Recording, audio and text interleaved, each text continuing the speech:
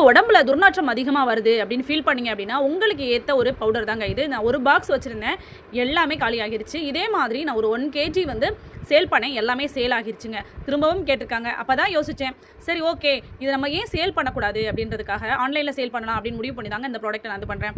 இது வந்து உண்மையாகவே உங்கள் உடம்புல வந்து வேர்வை நாத்தம் இருந்துச்சுன்னா ரொம்ப சூப்பராக சரியாகும். குழந்தை பெற்றவங்க தாய்ப்பால் கொடுக்கும்போது உடல் வந்து பால் கவுச்சி அடிக்குன்னு சொல்லுவாங்க இல்லையா, அதை வந்து இந்த பவுடர் வந்து சரி பண்ணும்.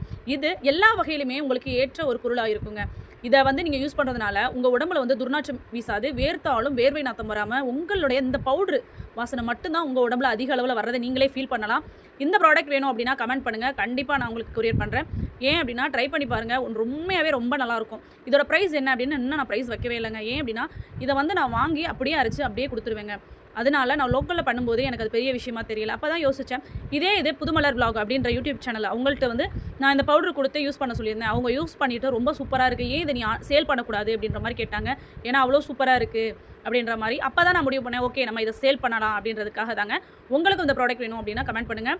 உங்களுக்கு முகத்தில் வந்து பரு இருக்குது, உங்கள் மூஞ்சி வந்து ரொம்ப டல்லாக இருக்குது அப்படின்னா ஃபேஸ் பேக்கும் நான் ரெடி பண்ணிக்கிட்டு இருக்கேன். அதை நான் யூஸ் பண்ணுறதுனால தான் அதை வந்து சரி ஓகே நம்ம வந்து தரமில்லாத பொருட்களை எல்லாரும் கொடுத்து ஏமாத்துறாங்க, நம்ம ஏன் தரமான பொருட்களை நம்மளுடைய சப்ஸ்கிரைபருக்கு கொடுக்கக்கூடாதுன்னு யோசிச்சு தாங்க இந்த முடிவு பண்ணியிருக்கேன். உங்களுக்கு நலங்கு மாவாகட்டும், உங்கள் குழந்தைங்களுக்கு சத்து மாவு வேணும் அப்படின்னாலும் அதுவும் நான் ப்ரிப்பேர் பண்ணுறேன்.